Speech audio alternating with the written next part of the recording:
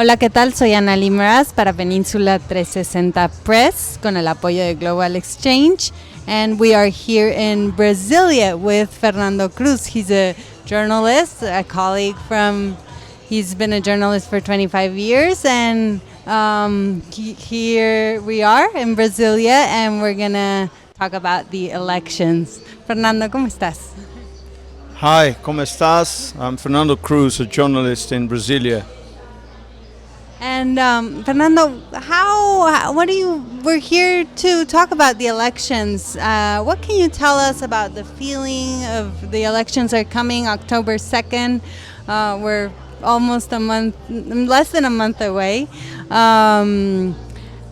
What do you think? How do people feel about the election? Who is who in the elections? Yeah, basically we have two main subjects for these elections. The one is the institutional risks that Brazil, we're going through as Bolsonaro, the president, and he's running for re-election right now. As he increases his threats against institutions like the Supreme Court and the Electoral Court. So we have that as a main subject, and the other subject is the economy, because Brazil is going through a very hard time right now, as we have 33 million people starving. They don't have anything to eat. So the families, 70% of the families right now can't pay for their debts. Unemployment is going, to the skies. So we have a lot of problems. Food prices are rising, inflation. So that's one of the subjects that are clearly dominating the debate right now in Brazil. And how some analysts are talking about the first subject you were talking about, Bolsonaro's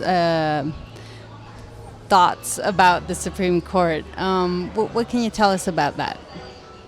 Well, the things are tense. We could put it that way, But I think Bolsonaro now, we actually have a new chief, a new judge for the Electoral Court, Alexandre de Moraes, And this guy, Bolsonaro considers him as his biggest enemy.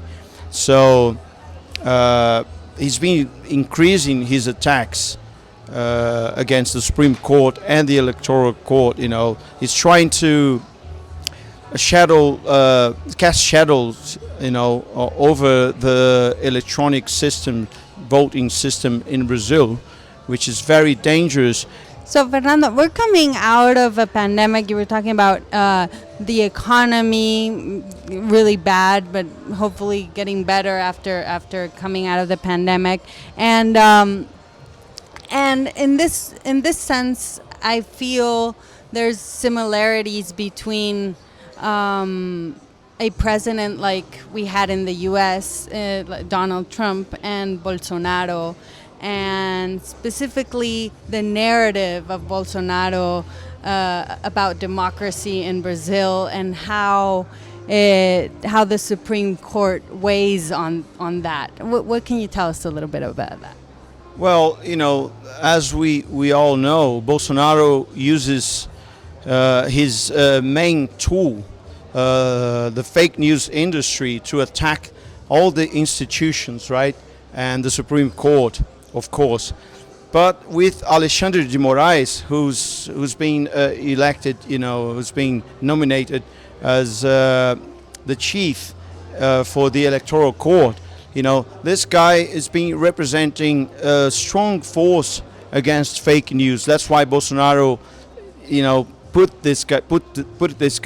decided that this guy was his biggest enemy. So we have that on one side. On the other side, we have, like you said, like the real, the economy, all the subjects that matter to the population. I would say the main risk we have is to have in the future, in the scenario where Bolsonaro loses the election, is that we could have something similar to what happened in the United States with the Capitol riots. But I don't think that Bolsonaro will have power enough to break democracy, because he's not very popular at the moment, and he has no international support. All the major organizations, and actually they are trying to they plan to send observers to come to Brazil to watch the process. So I don't think democracy is at a real risk, but we could have some episodes of violence and people, his supporters especially, going try to attack institutions and all that. But I don't think it's going beyond that in terms of all the institutions and democracy. So what do you think are the possible outcomes, or the possible outcomes of the first round, and do you think we'll get to a second round? All the analysts are saying that the scenario is very stable, and it's been stable for the past 18 months, regarding the polls. So we have Luiz Iácio Lula da Silva, Lula, the former president, leading the polls. And then we have Bolsonaro 10 to 12 points behind him. The third candidate, Ciro Gomes, is way behind. And then we have Simone Tebet, who's a senator, right there, behind. This scenario hasn't changed over the past 18 months. So it's hard. Of course, we cannot predict what's going to happen, but it's very hard that the analysts all agree that unless something spectacular happens in Brazil, this it's unlikely to change. But what about human rights? Even before Bolsonaro was president, when he was in campaign, he said things against women. He's been out front homophobic. How is that aspect? How did you live that aspect during Bolsonaro's presidency, and what do you expect? Well, I think this aspect of Bolsonaro's public life should not be ignored on this campaign, definitely not. But because basically, if you stop to think, Bolsonaro, it's no secret that he's been attacking women, Indians, minorities, he's been breaking the law, regarding human rights since he was a congressman, I think it's no secret that in the past he's been attacking human rights. He said in Brazil, 20 years ago, so he said that in Brazil we should have a coup d'etat to start a military dictatorship, and in the process,